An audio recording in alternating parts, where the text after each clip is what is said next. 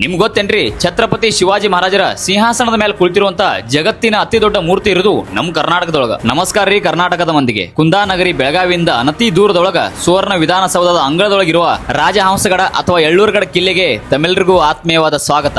ಕಾರವಾರ ಹಾಗೂ ಗೋವೆ ದಿಕ್ಕಿನಿಂದ ಬೆಳಗಾವಿಯ ಮಾರ್ಗವಾಗಿ ದಕ್ಷಿಣದ ಕಡೆ ಬರುತ್ತಿದ್ದಂತ ಶತ್ರು ಸೈನ್ಯವನ್ನ ವೀಕ್ಷಿಸುವುದಕ್ಕೋಸ್ಕರ ಕಾವಲು ಗೋಪುರದಂಗ ಕೆಲಸ ಮಾಡುತ್ತಿದ್ದ ಈ ಕಿಲ್ಲೆಯನ್ನ ಕಟ್ಟಿಸಿದ್ದು 12ನೇ ಶತಮಾನದೊಳಗ ರಟ್ಟರಸರ ಸಾಮ್ರಾಜ್ಯದೊಳಗ ಅಧಿಕಾರಿಯಾಗಿದ್ದ ಬಿಚಿ ರಾಜ್ ಅವರಿಂದ. ಅದಾದ ನಂತರ ಬಿಜಾಪುರದ ಆದಿಲ್ ಶಾಹಿ ಆಡಳಿತದಲ್ಲಿದ್ದ ಪರ್ಷಿಯನ್ ನೋಬಲ್ ಆಸಾದ್ ಖಾನ್ ಲಾರಿಯಿಂದ ಈ ಕೋಟೆ ಪುನರ್ ನಿರ್ಮಾಣಗೊಂಡಿತ್ತು. ಇತಿಹಾಸದ ಪ್ರೊಫೆಸರ್ ಸಿಬಿ ತಾಬೋಜಿ ಅವರ ಪ್ರಕಾರ ಈ ಕೋಟೆ 3 ಯುದ್ಧಗಳಿಗೆ ಸಾಕ್ಷಿಯಾಗಿತ್ತು. ಒಂದು ಸೌನೂರಿನ ನವಾಬರು ಮತ್ತು ಪೇಶ್ವೆಗಳ ನಡುವ, ಇನ್ನೊಂದು ಟಿಪ್ಪು ಸುಲ್ತಾನ್ ಮತ್ತು ಪೇಶ್ವೆಗಳ ನಡುವ, ಅದಾದ ನಂತರ ಭೀಮ್ಗಢ ಹಂಗ ರಾಜಹಂಸಗಡದ ಅಧಿಕಾರಿಗಳ ನಡುವ ಈ ಕಿಲ್ಲೆಯ ಸಲುವಾಗಿ ಯುದ್ಧಗಳು ಜರುಗಿದ್ದವು. ಬ್ರಿಟಿಷರ ಆಡಳಿತಾವಧಿಯೊಳಗ 100 ಜನ ಸೈನಿಕರನ್ನ ಈ ಕಿಲ್ಲೆಯ ರಕ್ಷಣೆ ಸಲುವಾಗಿ ನೇಮಿಸಿದ್ರಂತ.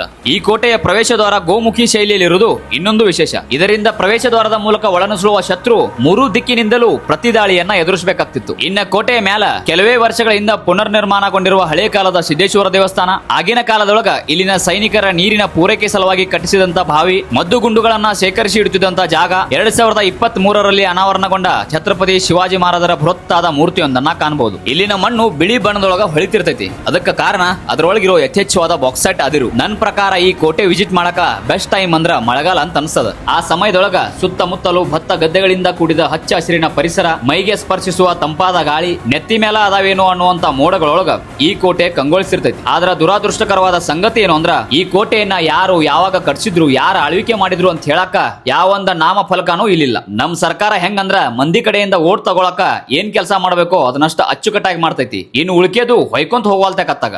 ಕನ್ನಡ ನಾಡಿನ ರನ್ನ ದರತು ನಾ ಕೇಳೋ ಕಥೆಯನ್ನ, ನಾ ಹೇಳೋ ಕಥೆಯನ್ನ.